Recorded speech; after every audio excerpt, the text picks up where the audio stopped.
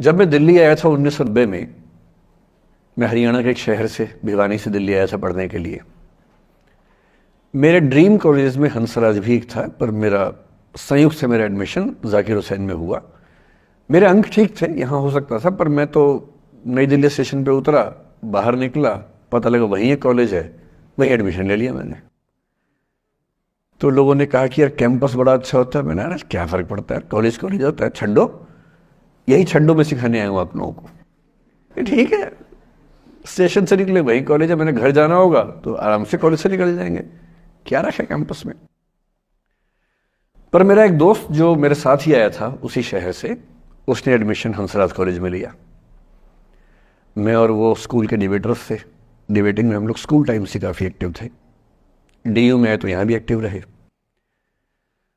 DU में मैंने करीब 5 साल डिबेटिंग की और मेरा ख्याल है कि लगभग 300-400 डिबेट्स मैंने जीती होंगी डीयू में, कुछ हरी भी होंगी, लेकिन मैंने खूब डिबेट, वो मेरा दरअसल दाना पानी था, रोजी रोटी मेरी वही थी कॉलेज के दिनों में। घर से पैसे मैं लेता नहीं था, मिलते भी नहीं थे, लेना क्या था, ऐसी स्थिति भी नहीं थी उस समय मेरे घर में कि मिल सके। तो डिबेटिंग मेरा रोजगार था, एम्प्लॉयमेंट था मेरा, उससे काम चल जाता था आराम से। उसका भी चल जाता था, वो हंसराज से था, मैं जाकिर हुसैन से था। हम खूब डिबेट्स में मिलते थे। अक्सर ट्रॉफी या तो हम जीते थे या वो जीतता था, कोई भी जीते रूम पे ही आती थी, क्योंकि हम रूममेट्स थे, एक साथ ही रहते थे। वो मुझसे योग्यताओं के मामले में 21 था, बल्कि अगर वो 21 था तो मैं 15 ही रहा हूँगा या 12 रहा हूँगा, 22 या 21 तो नहीं रहा हूँगा, मुझसे बेहतर था योग्यताओं में। बड़ा अच्छा व्यक्ति था। ग्रेजुएशन के बाद मैंने एमए हिंदी साहित्य में एडमिशन लिया, जबकि बीए ऑनर्स हिस्ट्री में किया था मैंने। उसने तय किया कि वो कुछ और करेगा, प्रोफेशनल कोर्स करेगा, नौकरी करेगा, तो वो चला गया दिल्ली से। मैं दिल्ली में रहा। फिर मैं एमए के बाद तैयारी करने लगा यूपीएससी की। तब तक मैं यूजीसी जेआरएफ कर चुका था। पहला अटेम्प्ट दिया, प्रीलिम्स हो गया। मेंस मेरा 96 के मेंस की बात कर रहा हूँ, मेंस शुरू होने वाला था, 2 दिन रह गए थे। करीब 10 दिन पहले वो मेरे पास आया हुआ था दिल्ली में, मिलजुल के अच्छे से बात करके गया था। उन दिनों उसका एक प्रेम संबंध कहीं हमारी ही एक मित्र के साथ चल रहा था। हम सब दोस्त थे, तो उनमें से 2 लोगों का आपस में का अफेयर था।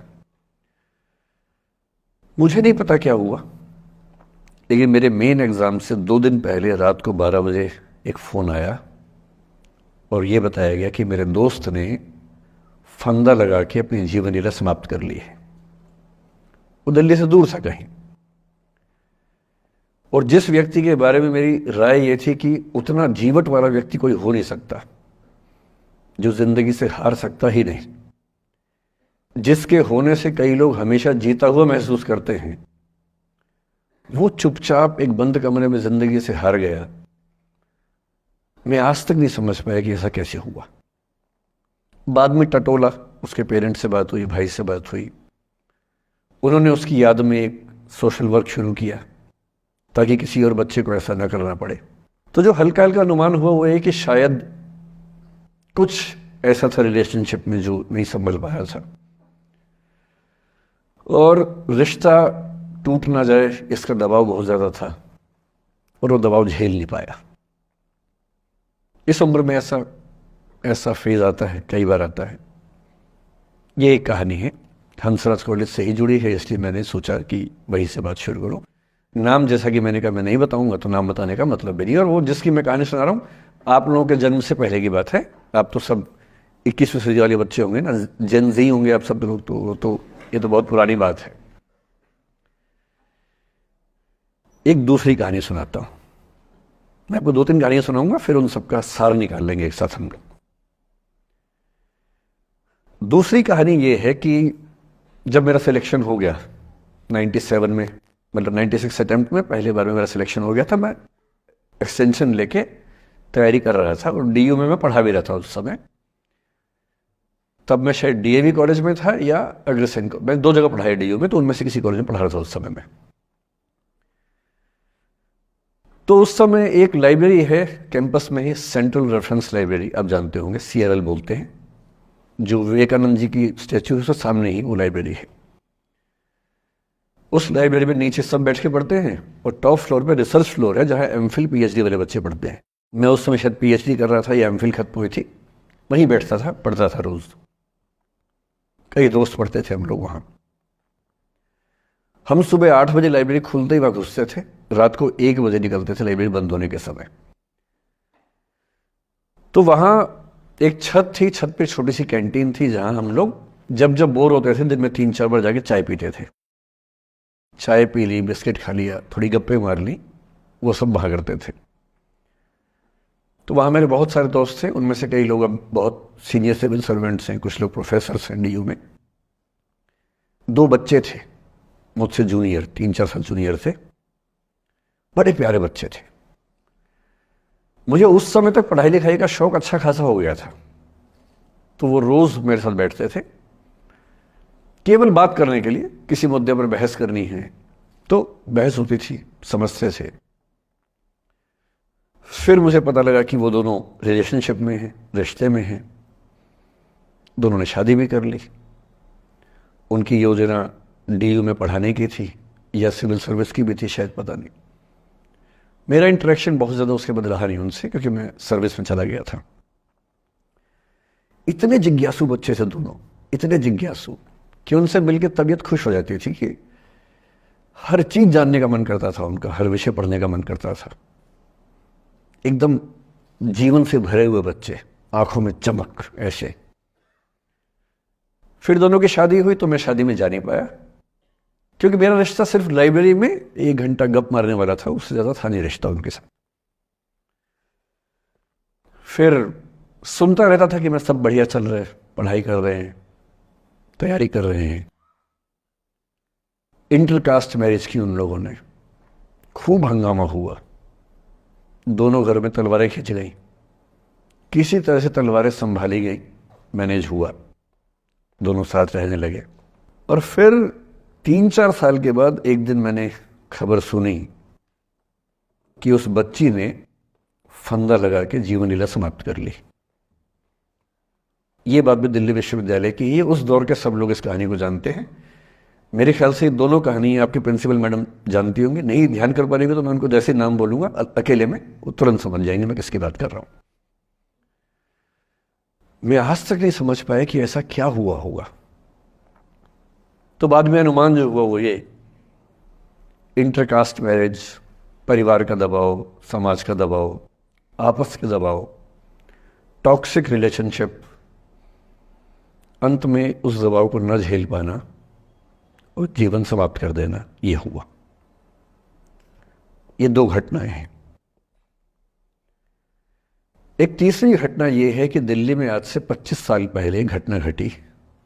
आप लोग तब बस पैदा हुए होंगे, घुटनों में चल रहे होंगे, या उससे 5-7 साल पहले की बात रही होगी। ये घटना दिल्ली के सब सीनियर लोग जानते हैं, जिनकी उम्र 35-40 साल है वो सब जानते हैं इस घटना को। मोबाइल फोन में वीडियो नया नया आया था उस समय। अब तो आपके हर फोन में वीडियो है, अब तो सामने भी है, ताकि आप वैसा वाला मुंह बना के सेल्फी खिंचवा सके। पाउट बोलते हैं ना, मैं उसको देसी भाषा में सूअर जैसा मुंह बोलता हूं, और वैसा ही बनता भी है। क्यूट क्यूट सा सूअर जैसा मुंह बना के लोग सेल्फी खिंचवाते हैं, उसको बोलते हैं पाउट। तब तो कैमरा फोन में पहली बार आया था, तब लोग अभ्यस्त नहीं थे। अब जैसे आप लोग कितने अभ्यस्त होंगे, हम भी होने लग गए। अब हम किसी से बात करते हैं तो हम ये एज्यूम करके चलते हैं कि उसने फोन में कुछ ना कुछ ऑन कर रखा होगा, या तो आवाज रिकॉर्ड करेगा या वीडियो बनाएगा। तुम कितने केयरफुल होकर बोलते हैं, कितने कॉन्शियस रहते हैं। और सर्विलांस सोसाइटी की सबसे बुरी बात यह है कि हम हमेशा चौकन्ने रहते हैं, हम सहज हो ही नहीं पाते। सहज रूप से 2 लोग बात कर लें, हो ही नहीं पाता। तो मैं तो अपने ऑफिस में कई बार ऐसा करता हूं, जब हम 3-4 लोग बैठते हैं इनफॉर्मल बातचीत के लिए, हम सब अपना अपना फोन कमरे के बाहर छोड़ के आ जाते हैं, फिर 2 घंटे बात करते हैं, इस भय से मुक्त होके कि कहीं कोई रिकॉर्ड तो नहीं कर रहा। ये हालत है आज की। उस जमाने में तो फोन थे। मोबाइल फोन आया था भारत में लगभग 1995 के आसपास पहली बार। बड़ा महंगा था, 16 रुपए प्रति मिनट इनकमिंग, 16 रुपए प्रति मिनट आउटगोइंग, ये रेट से उस समय। और फोन वो थे जिनसे आप कील भी ठोक सकते हैं, वैसे वाले फोन थे, बटन वाले फोन थे। नोकिया एक कंपनी थी, उसके फोन हुआ करते थे। उसके 4-5 साल के बाद क्या हुआ, पहली बार किसी कंपनी ने फोन में कैमरा लगा दिया। ये बात उस समय के लोग नहीं समझते थे। जब भी नई तकनीक आती है उसको समझने में टाइम लगता है। जो पहले समझते हैं फायदा उठा लेते हैं, जो थोड़ा लेट समझते हैं वो उसका नुकसान उठाते हैं। उस समय दिल्ली के एक प्रसिद्ध स्कूल में 11वीं-12वीं क्लास के 2 बच्चों में आपस में कोई रिलेशनशिप रही होगी। वो दोनों किसी ऐसी सिचुएशन में थे जो सिचुएशन बहुत ही प्राइवेट किस्म की थी, बहुत निजी किस्म की थी, जिसको पब्लिक नहीं कर सकते। कुछ कुछ फिजिकल रिलेशनशिप जैसा मामला था। उस दुष्ट लड़के ने लड़कों के इतिहास को कलंकित, लड़कों का इतिहास वैसे भी कलंकित ज्यादा है, उसे और कलंकित करते हुए उस पूरे सिचुएशन का वीडियो बना लिया।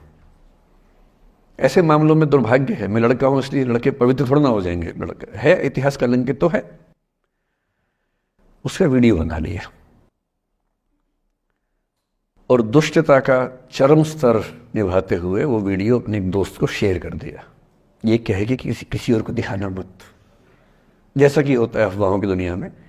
हर अफवाह एक व्यक्ति एक को ही बताता है, ये कह के किसी और को मत बताना, और अगला व्यक्ति भी अगले को यही कह के बोलता है किसी और को मत बताना, और इस तरह से पूरे शहर को खबर होती है और सबको लगता है कि सिर्फ मुझे पता है।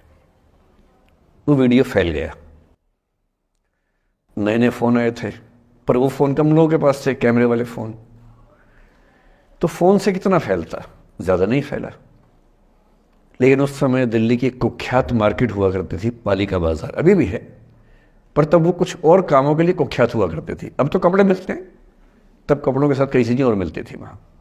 जैसे गंदी फिल्मों की सीडी चाहिए हो तो वहां मिलती थी, ग्रे मार्केट में, चोरी छिपे। इस वीडियो को सीडी में कन्वर्ट करके लोगों ने वहां से खरीदा, लाखों करोड़ों की संख्या में। नए नए टेलीविजन चैनल प्राइवेट आए थे, और प्राइवेट टीवी चैनल को खबरों की भूख इतनी होती है कि वो खबर के लिए जान दे सकता है और जान ले भी सकता है किसी की। 24 घंटे इस खबर पे, इस चीज पर खबरें चल रही थी सारे चैनल्स में कि ये वो लड़का है जिसने ऐसा किया, ये वो लड़की है, ये वो स्कूल है, इस स्कूल की प्रिंसिपल से बात करेंगे, इससे बात करेंगे। वो जो बच्ची थी जिसकी इसमें कोई गलती नहीं थी, सिवाय इसके कि वो किसी एक लड़के से प्रेम करती थी, जो कि उस उम्र में बच्चे कर बैठते हैं। इसके लिए बहुत चिल्लपौनी मचानी चाहिए। बच्चों को आप हर बात पे अपराधी नहीं मान सकते। उस बच्चे की गलती सिर्फ इतनी थी कि उसने अपने दोस्त पे भरोसा किया, जो भरोसे के लायक था नहीं। वो नीच किस्म का व्यक्ति था जिसने उस संबंध की गरिमा को समझा नहीं। उस बच्ची के घर के बाहर 24 घंटे न्यूज चैनल से कैमरे खड़े रहे। घर से कोई भी निकले, 50 कैमरे पीछे। आप बताइए आपकी बेटी कैसी है, आप बताइए आपकी बहन कैसी है। अंत में उस पिता ने अपनी बच्ची को इस देश से बाहर भेज दिया। उसके कुछ दिन बाद की जो खबर टीवी चैनल से नहीं दिखाई, उसके पिता ने आत्महत्या कर ली। ये तीसरा इंसिडेंस है। ये सारी खबरें सच्ची बता रहा हूं मैं, इनमें से एक भी झूठ नहीं है। झूठी कहानियों से मोटिवेशन दिया जा सकता है, मैं जानता हूं, पर जब सच्ची कहानियां हैं तो मैं झूठ क्यों बोलूं? सारी सच्ची कहानियां बता रहा हूं मैं आपको। एक चौथी कहानी जो आप में से कई लोगों की होगी। मेरा एक स्टूडेंट है, सिविल सर्वेंट है, सीनियर लेवल पे है, करीब 40 साल का है। उसने आज तक शादी नहीं की। क्या उसकी शादी करने की इच्छा नहीं थी? पूरी इच्छा थी। फिर क्यों शादी नहीं की? भाई कुछ लोग तो होते हैं कि शादी करनी ही नहीं, कोई मिशन है। योगी जी है, मोदी जी है, ठीक है, उनका तो मिशन है। ममता जी है, उनका मिशन है। पर जिसका जीवन में ऐसा कोई मिशन नहीं है और जिसको प्रेम करने का मन भी करता हो, वो तो शादी करता है आमतौर पे। उसने शादी क्यों नहीं की जानते हैं? जब वो 25-26 की उम्र में था, जब वो मेरा विद्यार्थी भी था, एक दिन मेरे पास आके बोला कि सर एक बात करना चाहता हूं। मुझसे मेरे स्टूडेंट्स ऐसी बातें खूब करते हैं पर्सनली आके, अब तो मैं टाइम कम दे पाता हूं, पहले तो ये सब होता रहता था क्लास के अलावा। एकदम रोता हुआ आया, आंखों में आंसू भरे हुए बहुत सारे। अरे क्या हो गया भाई? तो फिर उसने किसी का नाम बताया कि सर वो है मेरी स्टूडेंट थी, कि सर उसके साथ रिलेशनशिप थी, उसने धोखा दिया है मुझे। अच्छा, धोखा देने वाली कहानियां मुझे बहुत अपील नहीं करती। मेरा मानना है कि दोनों पक्षों की गलतियां होती हैं। आप केवल अपने पर्सपेक्टिव से सोच सोच के धोखा धोखा करते रहते हैं, ऐसा थोड़ा ना होता है भाई। कुछ तो मजबूरियां रही होंगी, कोई यूं ही बेवफा नहीं होता, कुछ तो वजह होगी ना। आप थोड़ा उसकी वजह, उसका भी तो, उसकी कहानी भी तो सुनिए। और मैं जब जब दोनों कहानियां सुनता हूं मुझे लगता है कि मामला ग्रे है। आप किसी एक पे उंगली उठा ही नहीं सकते कि इसने ऐसा किया। दोनों की गलतियां होती हैं, ऐसा थोड़ा ना कि एक की होती है। बहरहाल इन भाई साहब को ऐसा लगा कि धोखा हो गया उनके साथ, तो मैंने कहा चलो कोई बात नहीं यार, हो गया तो हो गया, तू नहीं कोई और सही, ऐसा क्या है। इतनी बड़ी दुनिया है, 8 अरब की आबादी अब है, उस समय भी 6-7 अरब तो थी। मैंने कहा 3.5 अरब 350 करोड़ में कोई तो होगी तुम्हारे लिए, ऐसा क्या है, कोई और देखेंगे। पर वो थोड़ा ज्यादा सेंटिमेंटल था उस समय। धीरे धीरे पता नहीं उसके मन में क्या बैठ गया, उसके मन में ये बैठा कि दुनिया की सारी लड़कियां धोखेबाज होती हैं। ऐसे मूर्खों की कमी नहीं है दुनिया में, ऐसे बहुत मूर्ख हैं। दर्शन की दुनिया में इसे अवैध सामान्यीकरण कहते हैं, इलिसिट जनरलाइजेशन। इसका मतलब बहुत छोटे सैंपल के बेस पे यह समझ लेना कि यह थियरी पूरे ब्रह्मांड पर लागू होती है। एक लड़की ने धोखा दिया, मान लीजिए धोखा दिया, धोखा इसने दिया कि उसने दिया कि किसी ने दिया, जो भी कहानी हो, एक सैंपल से यह मान लेना कि सब ऐसे होते हैं। और उसके बाद से उसने कम से कम 10 बार कोशिश की, 10 लोगों से मिला, बातचीत की शादी के लिए। डेटिंग तो क्या करेगा 40 की उम्र में, लेकिन हाँ बातचीत करके देखा कि शायद रुचियां मिल जाए, स्वभाव मिल जाए, तो शादी के बारे में सोचें। हर बार 3-4-5 मीटिंग के बाद वापस हट जाता है। अब तो मैंने पूछना बंद कर दिया है। जब तक मैं पूछता था, बोलता था कि सर 3-4 मीटिंग के बाद लगता है कि ये भी वैसी ही है। मैंने कहा भूल जाओ भाई, उससे भूल जाओ, बात खत्म हो गई। उसके बच्चे घूम रहे हैं आजकल स्कूल में, अब तुम कम से कम शादी तो कर लो। वो भाई साहब आज तक अकेले हैं, और अब तो बाजार में मूल्य भी कम हो गया उनका, अब विकल्प भी ज़्यादा नहीं मिलते हैं। अब जो विकल्प मिल रहे हैं वहाँ उसकी रुचि और कम हो गई है। तो पूरी संभावना है कि वो जीवन अकेले ही गुजरेगा अब उसका। एक अंतिम एग्जाम्पल देके फिर मैं निष्कर्ष की तरफ बढ़ूंगा।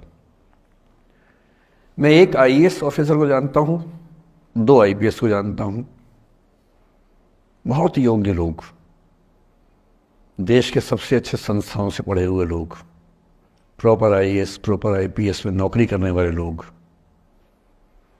और इन तीनों ने अपना जीवन समाप्त कर लिया नौकरी में रहते हुए।